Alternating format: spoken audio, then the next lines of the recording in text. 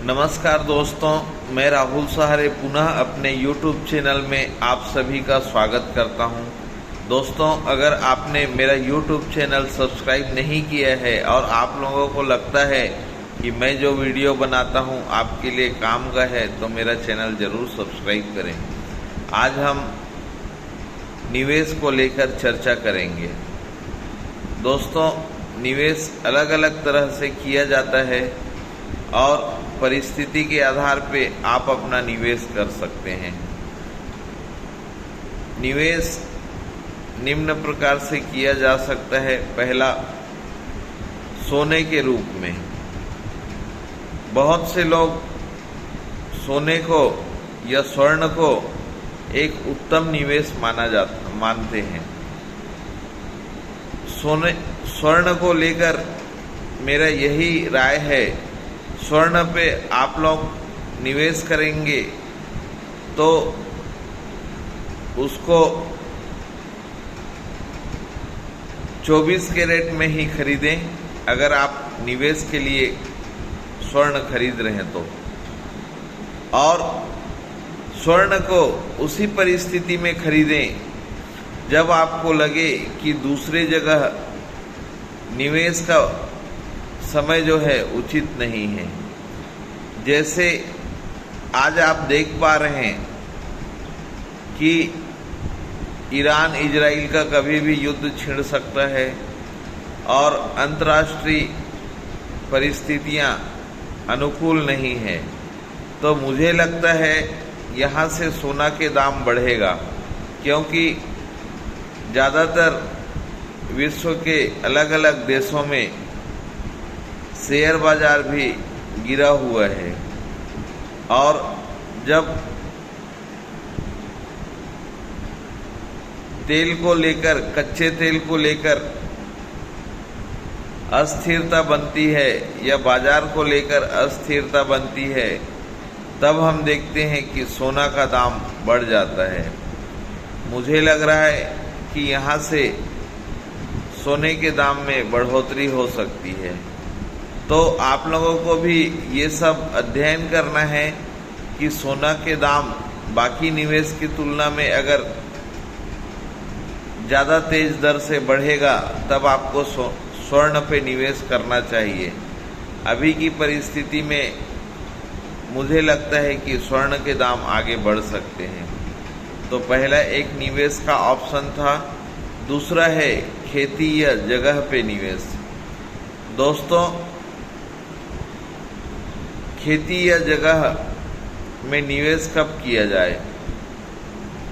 खेती कभी भी या जगह कभी भी निवेश के लिए बहुत अच्छा एक संसाधन है। इससे आप लोगों को किराया मिलता है। लेकिन मुझे लगता है कि आप अगर जोखिम उठा सकते हैं और आपको जगह या खेत से और अधिक रिटर्न देने वाला निवेश है या ज़्यादा अच्छा फायदा देने वाला कोई निवेश है, तो आपको जगह और घर पे निवेश से बचना चाहिए। हम लोग, बहुत से लोग अपना खुद का गुणा भाग नहीं करते हैं। अगर आप देखोगे, कई परिस्थितियां हैं, जैसे हम एक घर बनाने के लिए 50 लाख से 1 करोड़ तक का लगाते हैं, और उस घर को अगर हम किराए में देते हैं तो महीने का कितना हमें प्राप्त होगा? मेरे ख्याल से ज़्यादा 10 से 15 हज़ार। लेकिन एक बुद्धिमान व्यक्ति है, अगर उसको जोखिम लेने की शक्ति है, तो उसे उस पैसे को वह घर खरीदने में नहीं लगाएगा। उसको क्या करेगा? उसको या तो व्यापार में या स्टॉक मार्केट में निवेश करके ज़्यादा लाभ कमाएगा। हम सभी को पता है, विश्व के कुछ सबसे रईस आदमी जिसमें से एलन मस्क जी एक हैं, उनका खुद का आज घर नहीं है। वे कहते हैं अगर मैं 50 लाख से 1 करोड़ रुपए का घर पे निवेश करता हूँ और मुझे लगता है कि उससे जो आय प्राप्त होगी वह मेरे घर में जो किराया देता हूँ उस आय के तुलना में मुझे लगता है कि घर में निवेश सही नहीं है, तो मैं व्यापार में ही निवेश करूँगा। तो इस प्रकार से एलन मस्क जी का अपना घर के ऊपर निवेश का सोच है। इसी प्रकार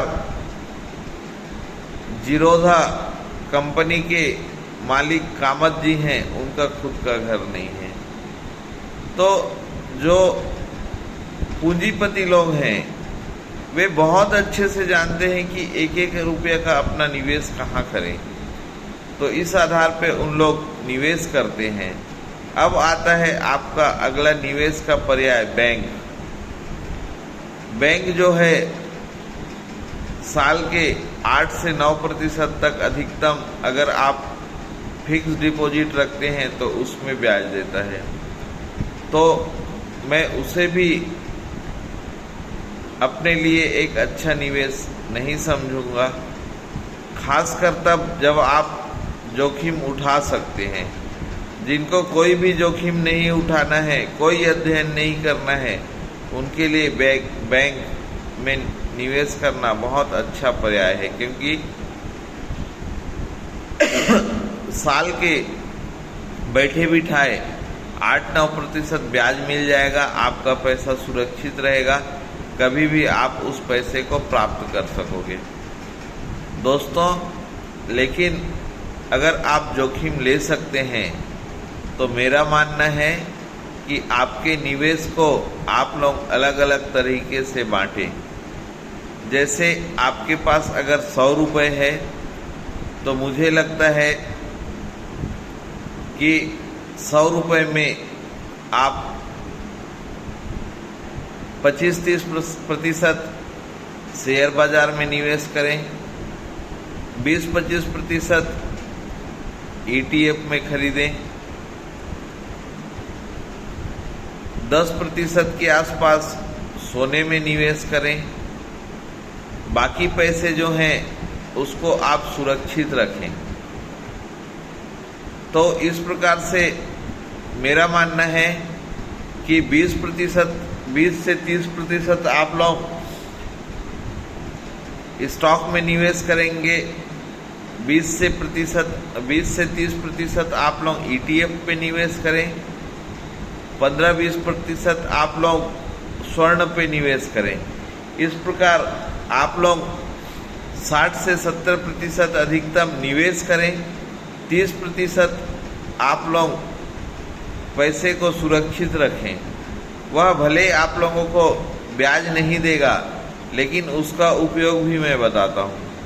आपको थोड़ा अध्ययन करना चाहिए, खासकर शेयर बाजार का। और हम लोग देखते हैं कभी कभी परिस्थितियाँ निर्मित होती है कि अलग अलग कंपनियों के या शेयर बाजार का जो इंडेक्स है वो गिर जाता है, तो उस दिन अलग अलग कंपनियों के या अलग अलग इंडेक्स के दाम बहुत घट जाते हैं। आप लोगों को सही मौका देखकर और सही शेयर देखकर जो आपके पास सुरक्षित 30-40 रुपये है उस दिन निवेश करना है। आप मानोगे नहीं, अगले 2-4 दिन में जब भी मार्केट दोबारा बाउंस बैक करेगा या मार्केट का स्तर जैसे उठ जाएगा, दोस्तों 2-4 दिन में ही आपको 10 से 15% का लाभ आपको मिलेगा। तो आप जो राशि बचाए रखते हो सुरक्षित, उसको ऐसे शेयर को 2-4 दिन के लिए खरीदना है जिसमें आपको 10-15% का लाभ भी मिले और आप उसको तुरंत विक्रय भी कर सको। तो इस प्रकार से मैंने एक अपना संक्षिप्त में निवेश को लेकर अपना अनुभव साझा किया हूँ। मित्रों, आप लोगों को मेरा यह जानकारी कैसा लगा मुझे ज़रूर कमेंट करें। और आपको लगता है कि मेरे द्वारा दी गई जानकारी आपके लिए कहीं न कहीं फ़ायदेमंद हो सकती है तो मेरा चैनल सब्सक्राइब करें। हम पुनः नए वीडियो के साथ आपसे मुलाकात करेंगे। तब तक अपना ख्याल रखें। जय हिंद, जय भारत।